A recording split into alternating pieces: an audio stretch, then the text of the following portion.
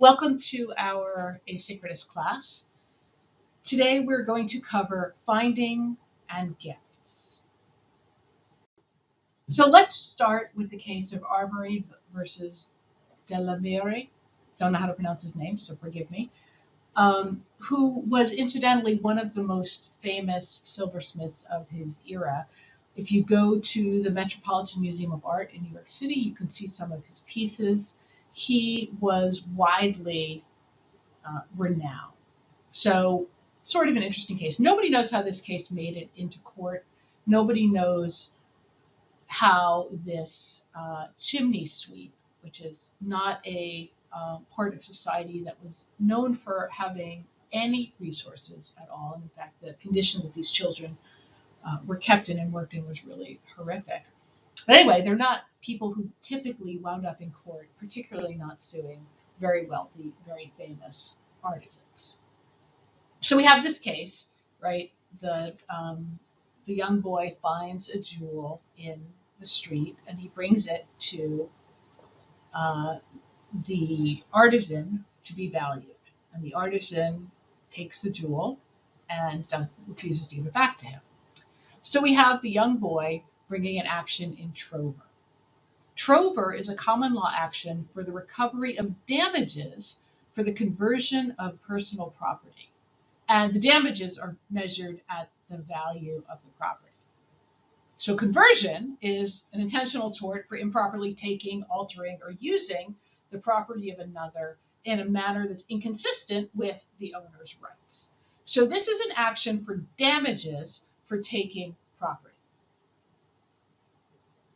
Replevin would be an action to get the property back itself. Trover is an action for damages. So there's no question in this case that Armory did not purchase this ring. Right? So what legal theory is this young boy asserting? Right? It sort of goes back to the toddler theory of it's mine. I found it, it's mine. So his argument is, I found it, therefore it's mine unless the true owner appears. My right to this thing is better than anyone except the true owner. That argument is not a claim of ownership. It is not a claim of I now own this thing.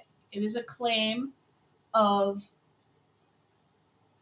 better right to it than the jeweler has. This is about relational claims. The key inquiry here is between the jeweler and the chimney sweep, who has a greater right to possession of this ring? And that's the key inquiry in this case and in many cases. The idea that property rights are relational is the point that the New Jersey Supreme Court was making in State v. Shack, that there's a hierarchy of rights, and property is the relationship between people in relation to property. So in this case, there's a logical gap that exists between the fact of possession and the right of possession.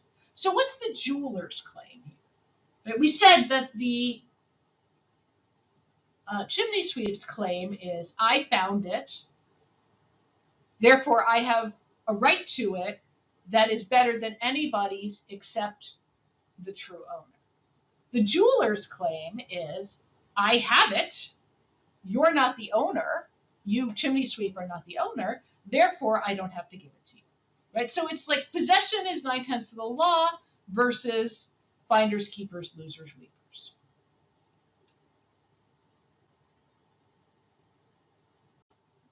Let's take a step away from the case for a minute and talk about a hypothetical. Suppose that the boy, having found the jewel, he drops it in the street.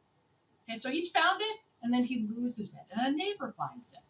So now we have the lawsuit, boy versus neighbor, in trover again, for the value of the jewel. Who would win? Well, there are pretty much two options here, right? One of them's got to win. So the boy's argument is the same that it was before, pretty much, right? I found it first first in time, first in right. And he's arguing that I found it, and my dropping it doesn't change my status as the finder. And the neighbor's argument is, I'm the subsequent finder. You may have found it, but you lost it again, and then I found it. So I have possession of it, and finders, keepers, losers, weepers. So we have first in time, first in right, versus finders, keepers, losers, weepers. Who do you think would win here? Take a moment to think about it. It may be a little counterintuitive because the law here would favor the boy as the first finder. And we'll talk about why with the next slide. But first, think on yourself and see if you can figure out why the boy would win here. Okay. So ask yourself, does the case that we read answer this hypothetical? We have two claimants, one of which has possession, and the other is claiming a better right to the property. So the boy here, right, is arguing, I am the finder, and the neighbor is not the true owner of this jewel. Therefore, my right trumps his. The neighbor, on the other hand, is saying, I am the finder, and the boy is not the true owner. Right? They're both making exactly the same claim, except the neighbor has possession, but the boy is saying, I had it first. When finders are fighting like this, the issue is one of priority among the claimants. And the candidate rules we have here for resolving this dispute are, well, I'm going to say them in the reverse order they are in the slide, because the boy would say, I was first in time, first in right. And the neighbor would say, I'm last. I have it now. Finders, keepers, losers, weepers. So what's the advantage of each rule? The big advantage of finders, keepers, losers, weepers is that it's very cheap to administer. You say the person who has the actual possession is rightfully is in possession and has the right except for the true owner. It might give people an incentive to be more careful because the consequences of losing something are pretty significant, right? If you find something and then lose it, you lose your claim to it. And it would reward the effort of whoever finds something, right? Because you don't have to worry, as a finder, you don't have to worry that somebody else has already claimed something. And therefore, it would maybe provide an incentive to find things. But it's also probably going to encourage theft. How are we going to sort out the finders from the thieves? And it's going to create uncertainty, which, going back to our utilitarian ideas, people may engage in less productive activity because of the uncertainty involved in losing things. Or it might mean that insurance costs more money because the consequences of losing are so significant. And it might also encourage vigilante behavior because once you have something, you have to defend it against all comers. So that's sort of how the finders, keepers, losers, weepers rule would work out in this context. What about first in time, first in right? Probably it would promote greater public order because, right, it is concretizing rights at the first clear moment. And you don't have to worry, if you're a finder, about devoting resources to protecting the things that you found. And therefore, you're less likely to engage in self-help. But there's a disincentive maybe for finding things because somebody else might claim, oh, I found that first, which might create a disincentive to returning things, and it's going to be really hard to prove. How do you prove that you were a prior possessor if you're a finder who subsequently lost possession? So we've got, on the one hand, a rule that's going to be clear and easy to administer, but has some negative social consequences. And on the other hand, we have a rule that maybe encourages public order, but is going to be harder to administer. Right? And that's laid out for you here. Right? Finders keepers has ease of administration because you're awarding the rights to whoever actually physically has possession. But because you're awarding the right to physically whoever has possession, it's going to encourage maybe theft and maybe the misallocation of resources in terms of engaging in useful activity or in the cost of insurance.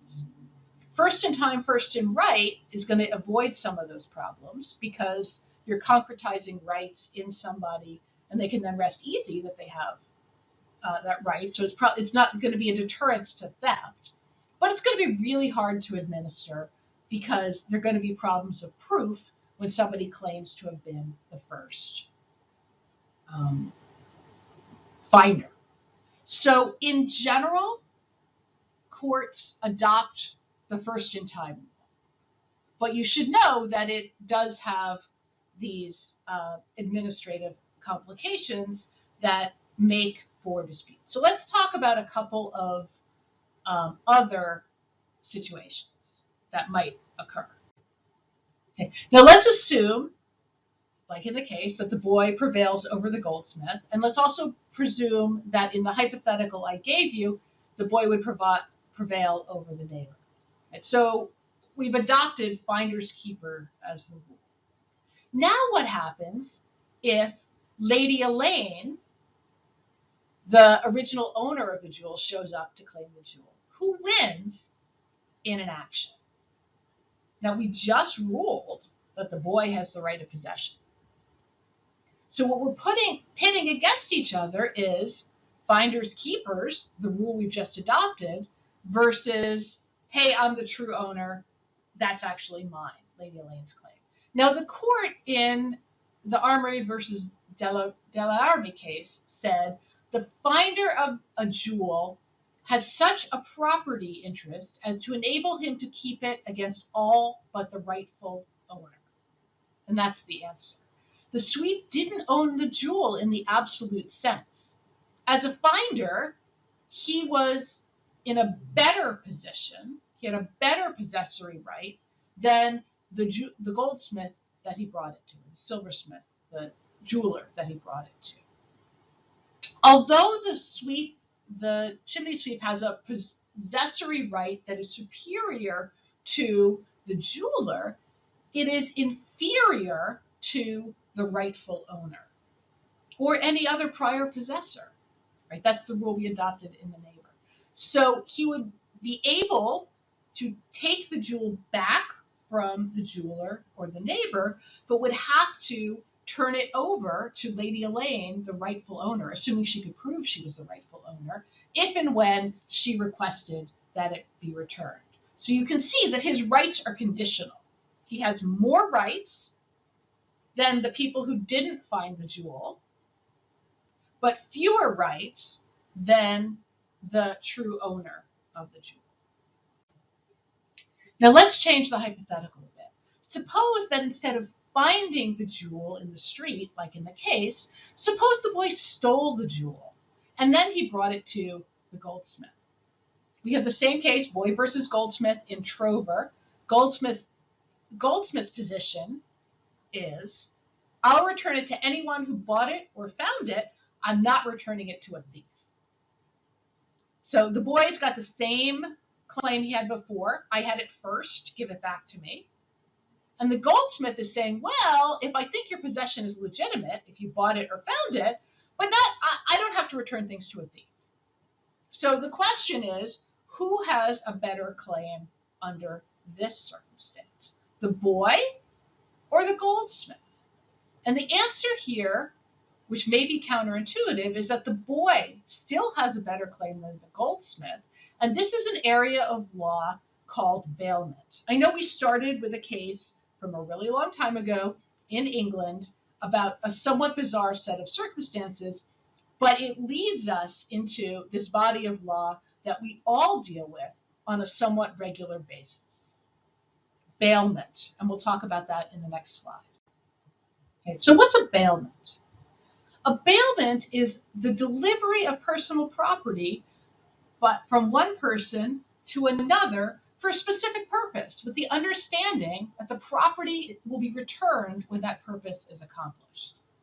The bailor is the person who delivers the property, and the bailee is the person who receives it. Okay, so that means that a bailment involves the rightful possession of goods by one who is not the true owner, because the goods have been transferred to the bailee by the bailor.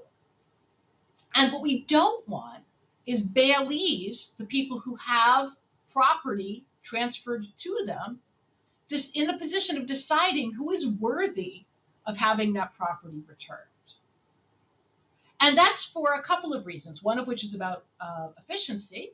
Right? Most of the time, the bailor who leaves the property is the true owner or is a rightful possessor. And we can keep down the cost of proof and uncertainty by giving the bailor an absolute right to recover the goods. There's also a sort of more fundamental social purpose here, because you can imagine this, if this were not the rule, bailees, people in possession of the goods of another, being extremely discriminatory in deciding who they think is worthy, who they think is entitled to get property back. Think about what that would mean for, say, using valet parking, or taking your phone in because you cracked the screen, or checking your coat in a restaurant. If the bailee got to decide if it was really yours before returning it, all of those social actions would become extremely fraught and likely to, first of all, result in violence. Remember, one of the reasons we have these property rules is to keep the peace, but also we would all have to go around with receipts all the time for everything that we had ever purchased so we could prove that it was in fact ours to get it back. It would be highly inefficient and very socially disruptive. Again, I just want to emphasize, if the goldsmith would win that case, saying, I will return it to a true owner or a finder, but not a thief, how can people leave anything with a bailee and be confident that they'll get it back? Now, on the other hand, if the boy wins, right, we have the problem of, are we encouraging theft by giving him a right to the property? Right, that is a legitimate question here.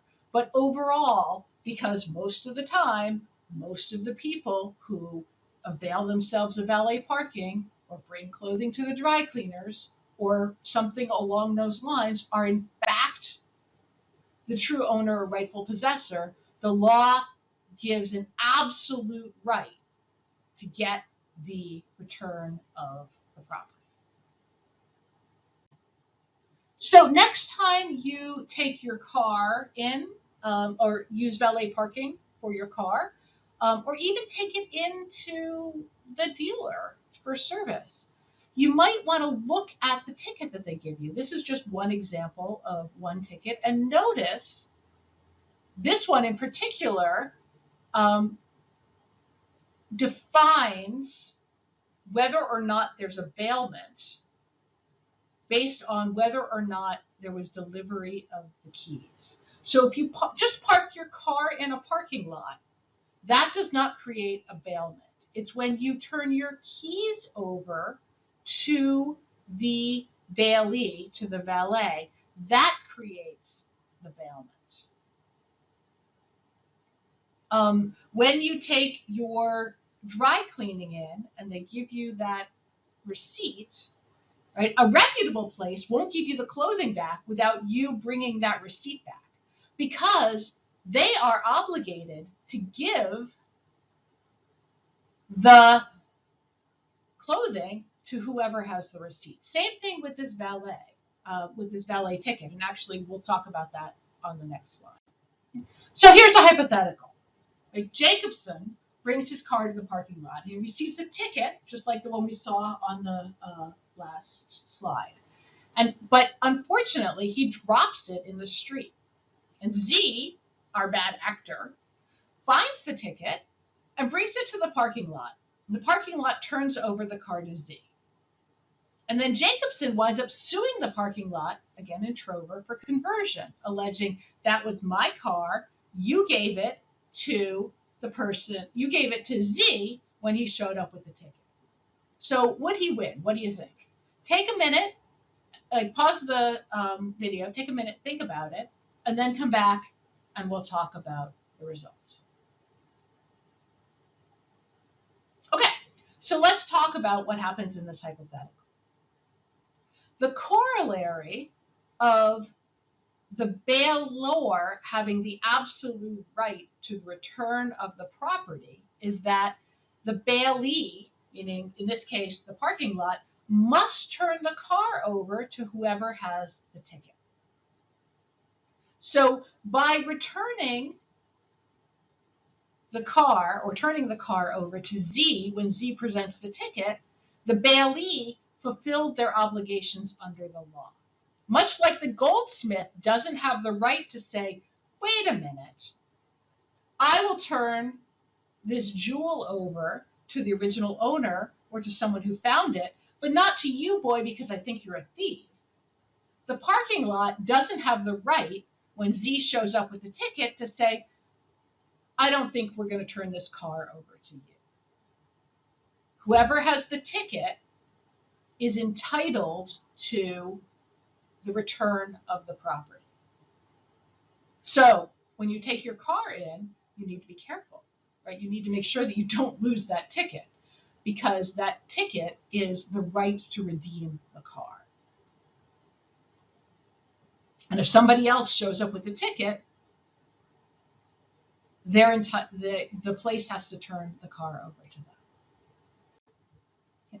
So let's talk about Benjamin versus Lindner Aviation. It's an interesting case, right? Finding money hidden in an airplane. And we have a bunch of different claimants claiming the right to own the money. Right? We have the actual person who was working on the plane and actually found it. Right? We have the company that owned the plane, and we have the airport hangar also claiming that they have the right to own. Right? They're all three are claiming to have the right to own the property. And under the common law, who owned property depended on the particular status of this property. And notice in this case how the court uses the process of elimination. Right, the court starts by saying, well, it's not lost property because obviously somebody put it there. It's not abandoned property because it's valuable. Why would somebody abandon it? And it's not treasure trove because it's not buried. So it must be mislaid. But the problem with that approach that the court took in this case is that where you wind up depends on where you start when you're using the process of elimination. Because what if the court had instead said, well, it's not mislaid because somebody put it there intentionally and deliberately. And then they could use that same rationale. It's not abandoned because why would somebody abandon valuable property? And it's not treasure trove because it's not buried. So it must be lost. You see, you get to a completely different answer with different legal consequences, as described in this case, depending on where you start. Or what if they started by saying, well, it's not lost because somebody put it there. It's not mislaid because it was put there on purpose. It's not treasure trove because it's not buried, so it must be abandoned. You see how this is a cycle, and the problem is that where you wind up depends on where you start. And this is the reason that many states have abandoned these common law categories as not helpful. I wanted to show them to you because it's interesting and it is sort of worth thinking about. But we're going to talk about sort of a more modern rule in a minute or two that collapses these categories. Okay, before we do that, I want to just go through the common law categories. Right? Lost property is defined under the common law as personal property possession of which has been parted with casually, involuntarily, or unconsciously.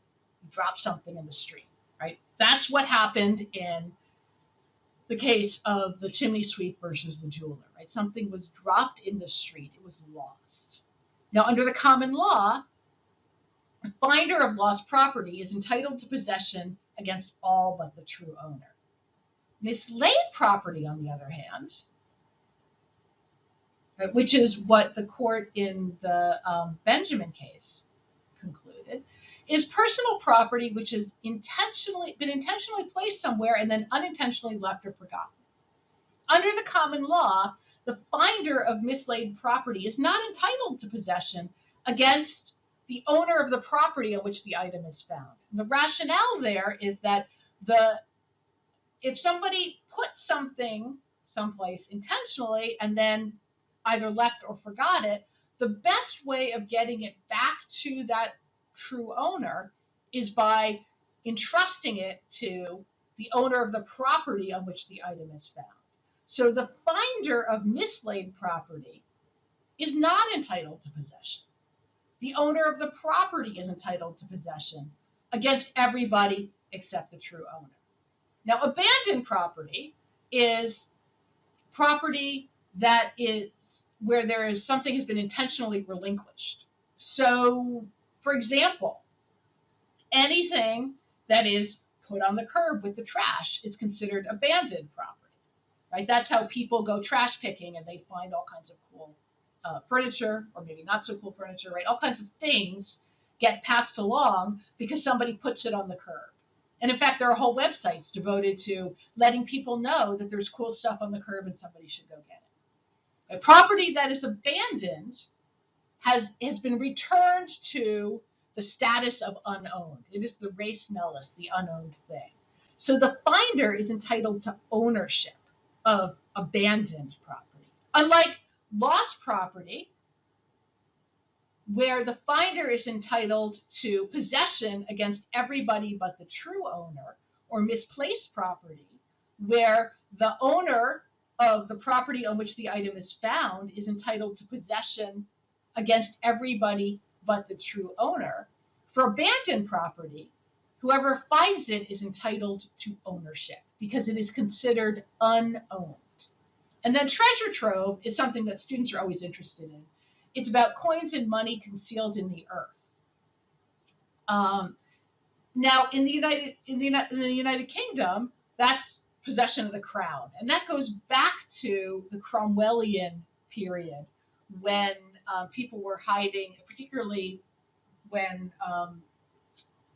the religious orders were burying their valuables in the hopes of keeping them out of the hands of both marauders and the government.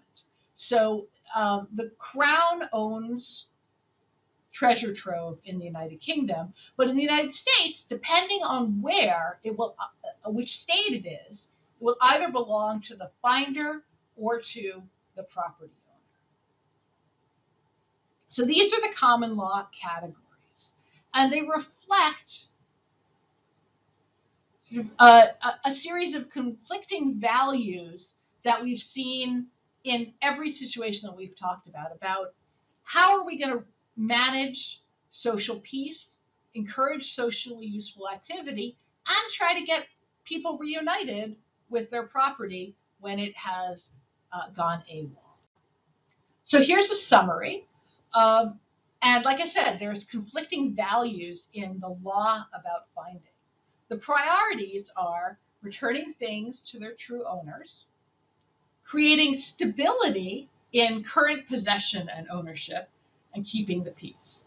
So there's a hierarchy of rights in general, where the true owner has the strongest claim to something. It has rights that are good against everybody.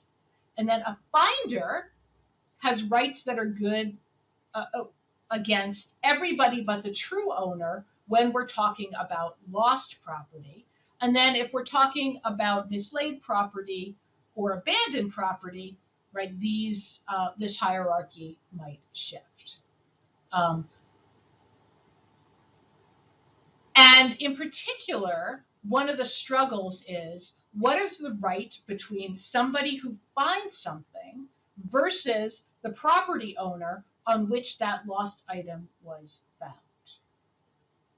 And that in particular is the distinction between lost and mislaid property. Now, I don't want you to worry about it too much. These are common law distinctions that may or may not be relevant depending on the state you are in.